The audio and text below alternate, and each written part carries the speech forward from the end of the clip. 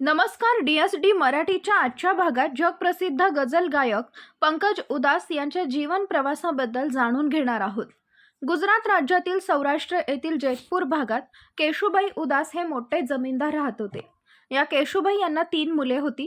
त्यांचा मोठा मुलगा मनहर उदास हे सिने विश्वातील प्रसिद्ध गायक होते. दुसरा मुलगा निर्मल उदास हे सुप्रसिद्ध गझल गायक होते आणि तिसरा मुलगा पंकज. यांचे सर्व घराणेच कलाकारांचे होते. पंकज यांनी त्यांचा मोठा भाऊ मनहर यांच्याकडून गायनाची प्रेरणा घेतली. पंकज यांचे सुरुवातीचे शालेय शिक्षण भावनगरमध्ये झाले. नंतर त्यांचे कुटुंब मुंबईत आले. ते मुंबईतील सेंट झेवियर्स कॉलेजमध्ये त्यांचे पुढील शिक्षण पूर्ण झाले. त्याच काळात पंकज यांनी संगीताचे शिक्षण घ्यायला सुरुवात केली.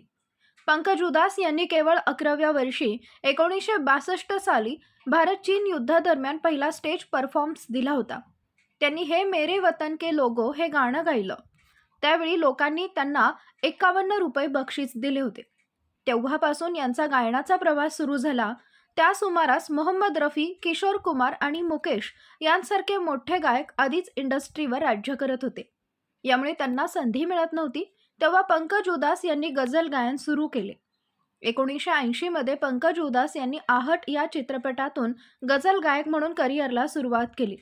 यानंतर त्यांनी अनेक वर्ष गाणी गायली, पण त्यांना खरी ओळख मिळाली 1986 मध्ये प्रदर्शित झालेल्या नाम चित्रपटातून.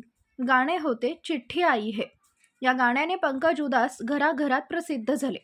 यानंतर त्यांनी अनेक सुपरहिट गाणी आणि गझलांना आवाज दिला.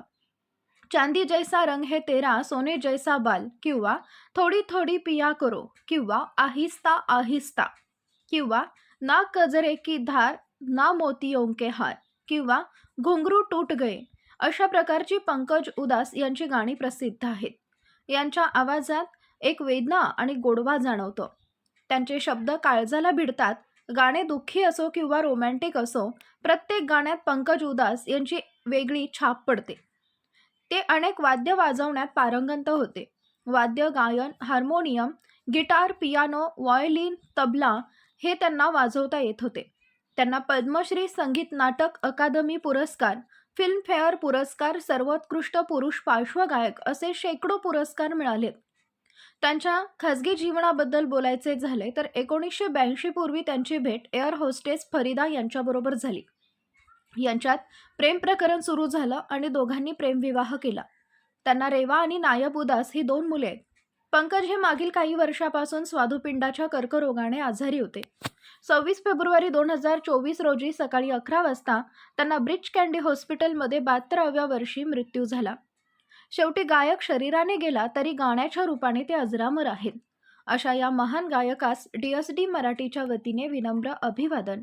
पुन्हा भेटू एका नवीन विषयासह. तोपर्यंत धन्यवाद.